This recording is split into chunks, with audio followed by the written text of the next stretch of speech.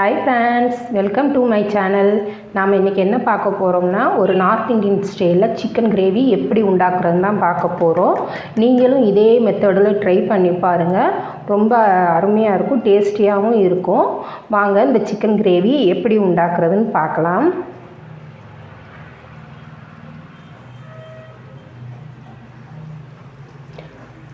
நான் இதுக்கு பார்த்தேன்னா 1/2 கிலோ சிக்கன் எடுத்து வச்சு அதை க்ளீன் பண்ணி எடுத்துக்கிட்டேன். அதில் இப்போ 1/4 டீஸ்பூன் மஞ்சத்தூள், அதுக்கப்புறம் இந்த சிக்கனுக்கு தேவையான உப்பு, அதுக்கப்புறம் ஒரு 1/4 டீஸ்பூன் மிளகாய்த்தூள், இது எல்லாத்தையும் போட்டு நல்லா மிக்ஸ் பண்ணிக்கிடணும்.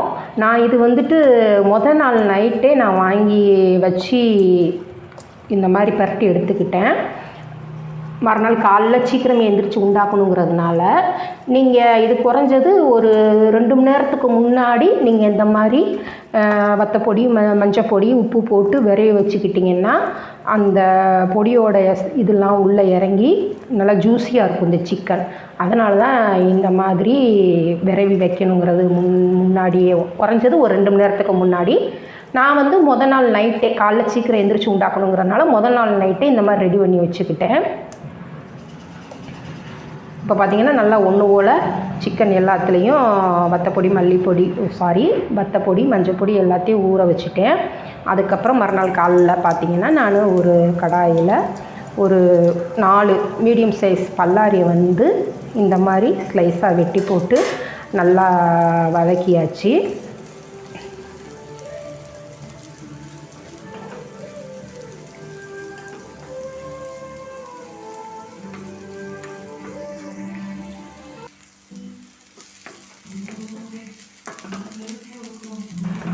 வெங்காயம் இந்த மாதிரி கண்ணாடி பதத்துக்கு வந்த உடனேயும் அதை ஒரு பிளேட்டில் எடுத்து வச்சுக்கோங்க. நாம் இதை மசாலா அடிக்க போகிறோம். அதாவது நம்ம வெங்காயத்தை வதக்கி நம்ம கிரேவி உண்டாக்க போகிறதில்ல. அந்த வெங்காயத்தை நம்ம மிக்சியில் போட்டு அடிக்க போகிறோம்.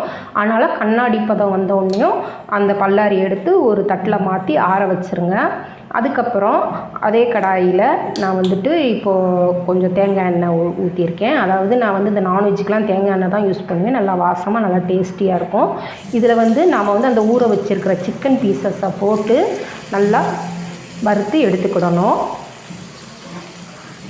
இந்த மாதிரி நம்ம வறுத்தெடுத்து நம்ம கிரேவியில் போடும்போது பார்த்திங்கன்னா அது ஒரு டிஃப்ரெண்ட் டேஸ்ட்டாக ரொம்ப சூப்பராக இருக்கும். நீங்களும் இதே மாதிரி ட்ரை பண்ணி பாருங்கள். இப்போ பாருங்கள், எல்லா சிக்கனையும் அந்த எண்ணெயில் போட்டு நல்லா வறுத்து எடுத்துக்கலாம்.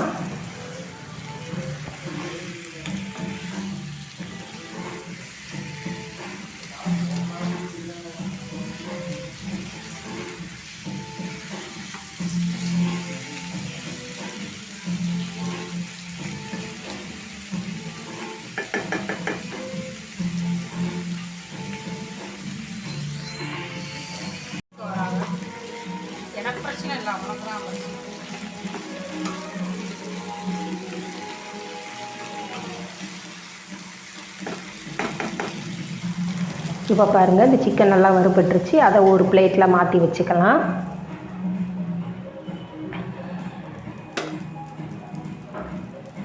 இப்போது அதே கடாயில் இன்னும் ஒரு 2 ஸ்பூன் தேங்காய் எண்ணெயை ஊற்றிட்டு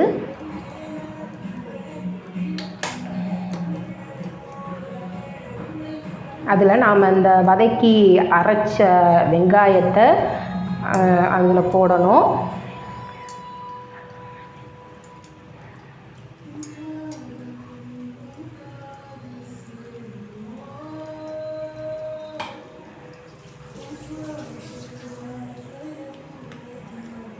அதை நல்லா ஒன்று போல் வதக்கி விட்டுக்கோங்க. நம்ம ஏற்கனவே அது வதக்கின வெங்காயங்கிறதுனால சும்மா லைட்டாக ஒரு 1/2 நிமிஷம் அந்த வெங்காயத்தில் நாம் அந்த வதக்கிவிடுவோம், அந்த வெங்காயம் அரைச்சதை. அதுக்கப்புறம் பார்த்திங்கன்னா நான் ஒரு பழுத்த தக்காளி, 2 மீடியம் சைஸ் பழுத்த தக்காளியை சாப்பரில் போட்டு நல்லா சாப்பிங் பண்ணி வச்சுருந்தேன். அதையும் போட வேண்டியதான். இப்போ இஞ்சி பூண்டு பேஸ்ட்டு 1 ஸ்பூன் அளவுக்கு இந்த வெங்காயத்தில் போட்டு நல்லா வதக்கிக்கோங்க. இஞ்சி பூண்டோட வாசனை போகட்டும். போன விட்டு நான் அந்த பழுத்து தக்காளியை இது பண்ணி வச்சுருந்தேன் இல்லையா, சாப்பரில் போட்டு அதையும் போட்டு நல்லா பச்சை வாசனை போகிற வரைக்கும் கிண்டி விட்டுக்கோங்க.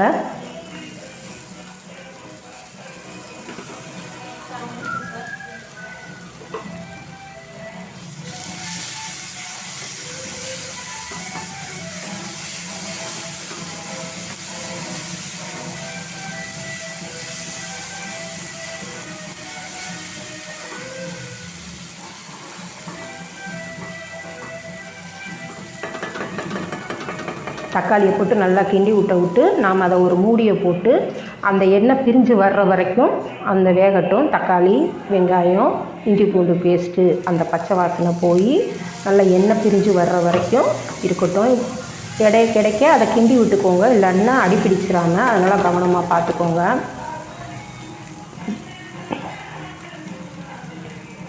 இப்போது இதில் ஒரு 1/4 டீஸ்பூன் மஞ்சப்பொடி, அப்புறம் பார்த்திங்கன்னா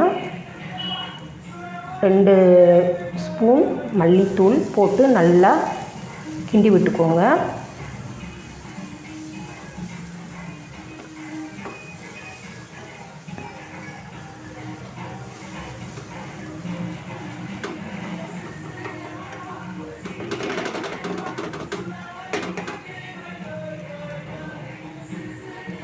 நல்லா அந்த மசால் வாடை போகட்டும்.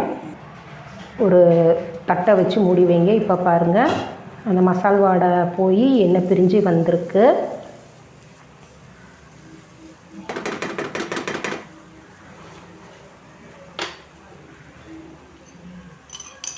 இப்போது இதில் வந்துட்டு நாம் தயிர் சேர்த்துக்கலாம். தயிர் 2 டீஸ்பூன் ஊற்றிக்கோங்க. நாம் வத்தப்பொடி ஏற்கனவே சிக்கனில் நம்ம ஊற வச்சு பொரித்து எடுத்துருக்கிறதுனால இந்த வெங்காயம் பேஸ்ட்டில் நம்ம வத்தப்பொடி சேர்க்கலை. அது நீங்கள் அந்த சிக்கனை போட்டு குழம்பு கொதிச்சு விட்டு நீங்கள் வத்தப்பொடி உரப்பு தேவைன்னா நீங்கள் சேர்த்துக்கோங்க.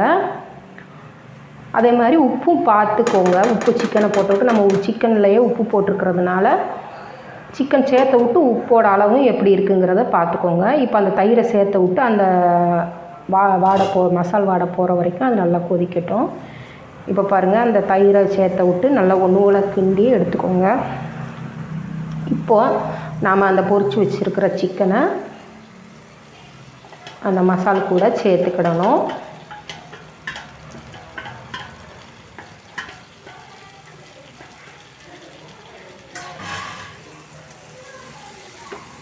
அந்த சிக்கனை சேர்த்து அந்த மசாலா கூட நல்லா ஒன்று விரவி விடுங்க. இந்த நேரம் நீங்கள் உங்களுக்கு உரப்பு தேவையாங்கிறதையும் செக் பண்ணிக்கோங்க, உப்பு தேவையாங்கிறதையும் செக் பண்ணிக்கிட்டு அதுக்கேற்ற மாதிரி நீங்கள் அட்ஜஸ்ட் பண்ணிக்கலாம்.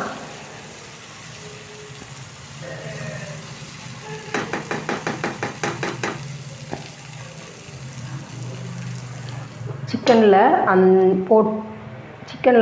அந்த நீர் தன்மை இருக்கும் இல்லையா, அதுவே நம்ம அந்த மூடியை வச்சு மூடி வச்சுருக்கிறதுனால அதிலே வெந்துடும்.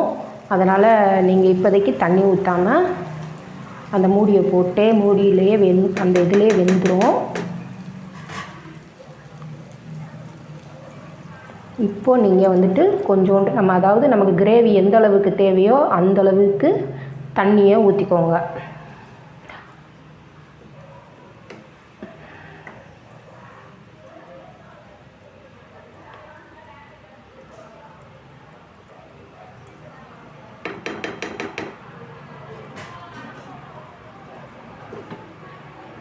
ஒரு 5 நிமிஷம் இந்த சிக்கன் வேகட்டும். இப்போ பாருங்கள், நல்லா கொதிச்சு வந்துருச்சு, அவ்வளவு மணமாக இருக்குது.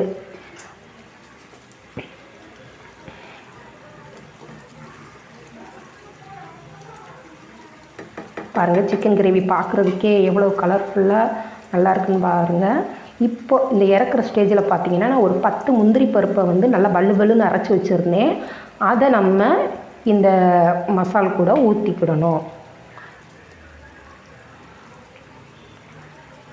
ஊற்றிட்டு நம்ம சும்மா அந்த ஜாரை அலசி அந்த தண்ணியை மட்டும் ஊற்றிக்கோங்க, ரொம்ப தண்ணி ஊற்றிடாதீங்க.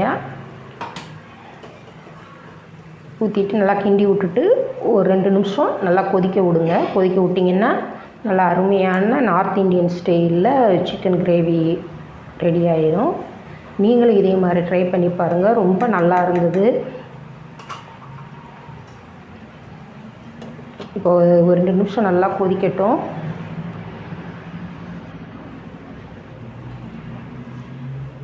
இப்போ 2 நிமிஷம் ஆயிடுச்சு. நம்ம செக் பண்ணி பார்ப்போம்.